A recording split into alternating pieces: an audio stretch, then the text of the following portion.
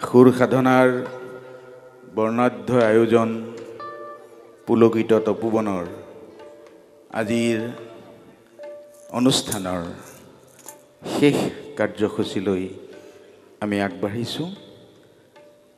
বিশ্ববিশ্ৰুত শিল্পী সুধাকণ্ঠ ডক্টৰ ভূপেন হাজৰিকাৰ কেইটামান গীত লৈ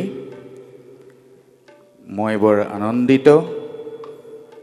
মোৰ অতিকে শ্ৰদ্ধাৰ সুৰ সাধনাৰ বাইদেউ, ছাত্ৰ ছাত্ৰীসকল আৰু নগাঁৱৰ বৰ আদৰৰ বাদ্যযন্ত্ৰী শিল্পীসকলৰ লগত আজিৰ অনুষ্ঠানটোত সংযোগ হ'বলৈ পাই মই সুৰ সাধনাৰ সকলোলৈকে কৃতজ্ঞতা জনাইছোঁ।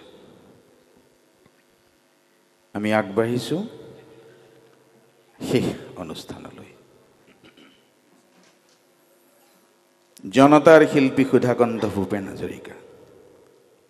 জনতাৰ হৃদয়ৰ কোহে কোহে আলফুলকৈ সোমাই থকা জন গণ মনৰ শিল্পী সুধাকণ্ঠ ভূপেন হাজৰিকা।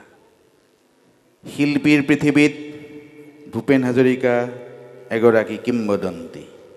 জ্যোতিপ্ৰসাদ আগৰৱালা আৰু বিষ্ণুপ্ৰসাদ ৰাভাই আৰম্ভ কৰা প্ৰগতিশীল অসমীয়া সংগীতৰ ধাৰাটোক বিশ্ব প্ৰবাহলৈ লৈ গৈ বিশ্ব নাগৰিক হোৱা ভূপেন হাজৰিকা অসমীয়াইৰ মানস পুত্ৰ।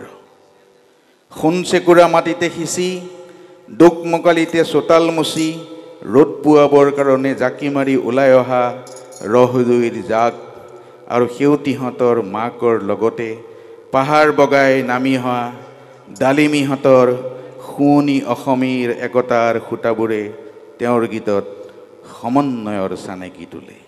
অসমীৰ চাদৰৰ আঁচলত বুটা বজায়।